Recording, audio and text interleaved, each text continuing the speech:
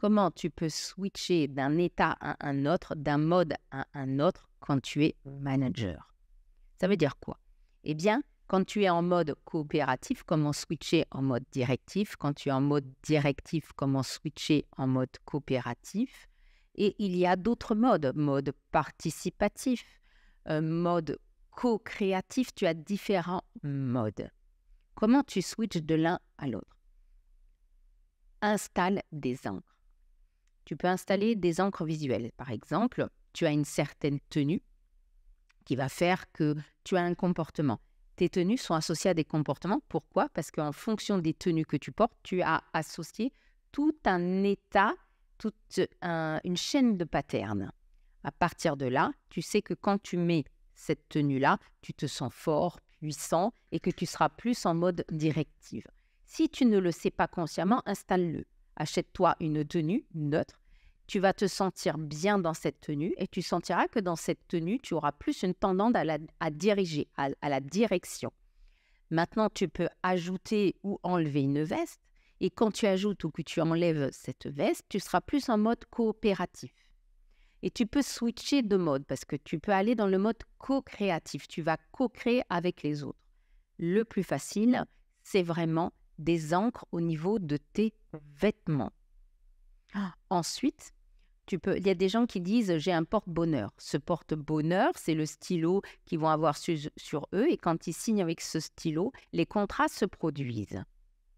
Donc en fait, quand tu es manager pour passer d'une posture à l'autre, le plus simple, c'est d'installer des encres. Tu peux installer des encres auditives, tu peux avoir un mot qui te fait passer d'un état à un autre, tu peux avoir, tu vois, ce genre de choses auditives qui vont te faire passer d'un mode à l'autre. Ou alors, tu peux simplement le décider en conscience. Tu t'aperçois là que tu es en mode directif et il faut switcher en mode coopératif. Donc, c'est quelque chose qui doit se produire instantanément lorsque tu t'aperçois que le mode où tu es n'est pas adapté. Quand tu es en mode directif, tu ne peux pas rester trop longtemps. D'accord? Parce que c'est difficile énergétiquement pour l'entourage. Mais par exemple, tu organises une soirée. Tu vas être en mode directif parce que tu vas dire, toi, tu vas faire ça, toi, tu vas faire ça, toi, tu vas faire ça.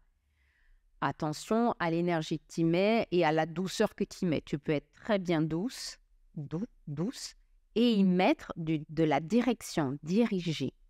Maintenant, si tu es en mode autoritaire dictateur, tu as tout intérêt à utiliser ça de façon très, très courte. Maintenant, tu es en mode coopératif, ok? Tu es avec ton équipe, tout le monde s'écoute, on est dans la bienveillance. Puis là, il faut qu'ils se mettent en mouvement. Tac, il faut que tu impulses cette énergie-là.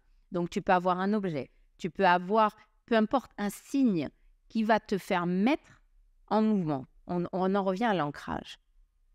Tu peux aussi te servir du visuel des autres. C'est-à-dire quoi?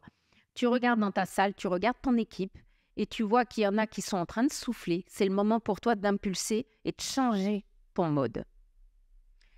C'est assez facile dès lors que tu observes ce qui se passe dans la scène. Ne reste pas dans ta tête à vouloir finir ta phrase comme je l'entends souvent. Des fois, il y a des gens qui sont absolument dans leur tête, qui ont une séquence et qui veulent absolument continuer la séquence, bien qu'ils s'aperçoivent qu'en face, on ne les écoute pas, on ne les observe pas. Mais ils continuent la séquence. Pourquoi? Parce que c'est important pour eux de continuer la séquence. Il faut que tu arrêtes ça. Il faut que tu arrêtes et que tu sortes de ta tête et que tu t'aperçois que là, l'autre en face n'est pas présent. S'il n'est pas présent, il s'en fiche de ce que tu dis. Donc, ça sert à quoi que tu perds de l'énergie? Et là, il faut changer de mode. Tu peux faire une boutade, tu peux faire une plaisanterie, tu peux dire « je reviens plus tard ». Change ton mode. OK? Laisse-moi en commentaire, dis-moi comment toi tu fais pour passer d'un mode à l'autre. Quelles sont les encres ou les habitudes, les réflexes que tu as installés qui te permettent de switcher facilement d'un mode à l'autre. À bientôt.